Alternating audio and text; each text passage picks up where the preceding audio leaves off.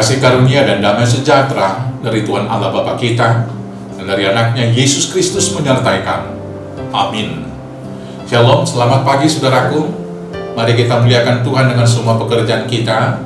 Diberangkatkan firman-Nya dari Yesaya 53 ayat 3. Demikianlah firman Tuhan. Ia dihina dan dihindari orang, seorang yang penuh kesengsaraan dan yang biasa menderita kesakitan. Ia sangat dihina sehingga orang menutup mukanya terhadap dia, dan bagi kita pun dia tidak masuk hitungan.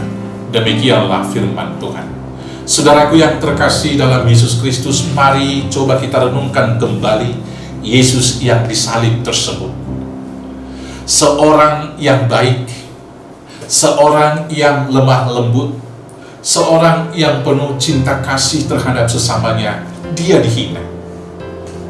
Dan ketika dihina, dia diolok-olok. Kemudian dia dihindari orang. Dan dalam pergumulannya di dalam jalan salib itu, dia penuh sengsara, menderita kesakitan. Padahal saudara-saudaraku, penghinaan, penderitaan, dan juga semua kesengsaraan yang diterima itu bukan karena dosanya. Sebagaimana yang disaksikan oleh Yesaya di dalam kitabnya yang berkata, tetapi dia tertikam oleh karena pemberontakan kita, dia diremukkan oleh karena kejahatan kita. Ganjaran yang mendatangkan keselamatan bagi kita ditimpakan kepadanya, dan oleh bilur-bilurnya kita menjadi sembuh. Luar biasa. Seharusnya penghinaan itu, seharusnya kesengsaraan itu, seharusnya penderitaan itu ditimpakan kepada kita. Tetapi dia dengan rela menanggung semua itu supaya kita tidak ikut menderita. Mengingat hal itu, seharusnya saudara-saudaraku yang terkasih, kita di dalam kehidupan ini harus yang pertama, setiap hari menyesali dosa-dosa kita. Ketika kita menyesali dosa-dosa kita setiap hari, dan kita gelisah karena dosa itu, maka setiap hari bagi kita adalah pertobatan, upaya memperbaiki diri terus-menerus ke arah yang lebih baik, sehingga kita bertumbuh, naik, dan kemudian berbuah lebat, membuahkan buah-buah roh. Tetapi sebaliknya, apabila kita merasa sudah benar, dan kemudian tidak mau melakukan evaluasi diri, apalagi tidak mau mengakui kesalahan dan dosa-dosa kita, maka kita sesungguhnya akan mati di dalam kubangan dosa kita sendiri. Maka sebaiknya, mengingat penderitaan Yesus itu sekali lagi tadi, menyesallah senantiasa dalam hidup, sesali dosa-dosa, dan baharui diri terus-menerus ke arah pertobatan yang lebih baik. Yang kedua, mengingat pengorbanan yang luar biasa dari Yesus itu, tiap hari kita harus bersyukur. Tiap hari kita harus menghitung berkat-berkatnya. Jangan sebaliknya, lebih banyak menghitung pergumulan dan penderitaan.